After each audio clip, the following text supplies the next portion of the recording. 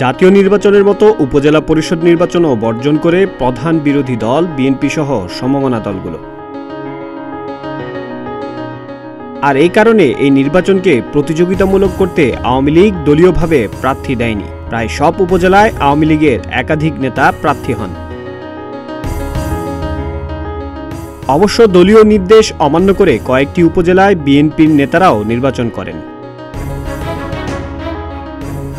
এমন প্রেক্ষাপটে প্রথম ধাপের মতো দ্বিতীয় ধাপের নির্বাচনেও বেসরকারি ফলাফলে আওয়ামী লীগের বেশিরভাগ নেতা বিজয়ী হয়েছেন। ১৫৬ উপজেলার মধ্যে ১৩৬টিতে জিতেছেন ক্ষমতাসীনদের নেতারা। বাকি কয়েকটি উপজেলায় জয় পেয়েছেন স্বতন্ত্র প্রার্থী ও বিএনপির বহিষ্কৃত নেতারা।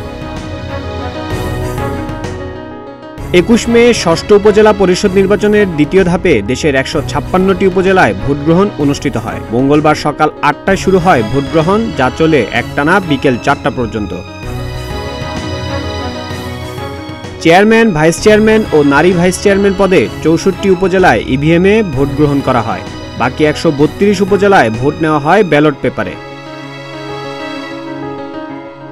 এই নির্বাচনেও অনিয়মের অভিযোগে কয়েকজন প্রার্থী ভোট বর্জন করেন। ভোট গ্রহণ শেষে কক্সবাজারের নবগঠিত ঈদগাঁও উপজেলায় প্রতিপক্ষের ছুরিকাঘাতে টেলিফোন প্রতীকের এক সমর্থক নিহত হন। ভোলা সদরে আধিপত্য বিস্তারকে কেন্দ্র করে ধাওয়া, পাল্টা ধাওয়া ও ককটেলের বিস্ফোরণের ঘটনাও ঘটে। এমনকি বেশিরভাগ ভোট কেন্দ্রের ভোটার উপস্থিতি ছিল কম।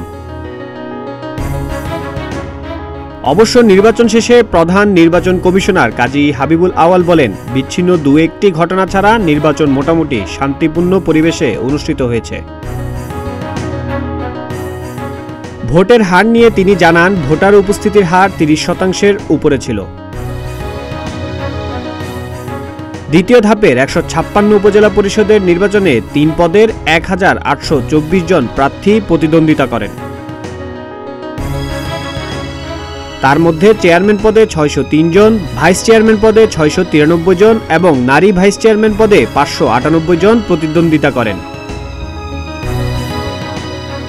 এবার দেশে ৪৯৬ উপজেলার মধ্যে ৪৭৬টি উপজেলা নির্বাচনের ৪ ধাপে তফসিল ঘোষণা করে নির্বাচন কমিশন।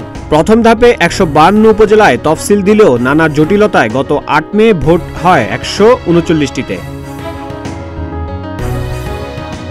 প্রথম ধাপে বিনা প্রতিদ্বন্দ্বিতায় নির্বাচিত হন ২৮ জন প্রার্থী, চেয়ারম্যান ৮ জন, সাধারণ ও মহিলা ভাইস চেয়ারম্যান ১০ জন করে। আগামী ২৯ মে তৃতীয় ধাপে ১১২ উপজেলায় এবং ৫ জুন চতুর্থ ধাপে ৫৫ উপজেলায় ভোট হওয়ার কথা রয়েছে।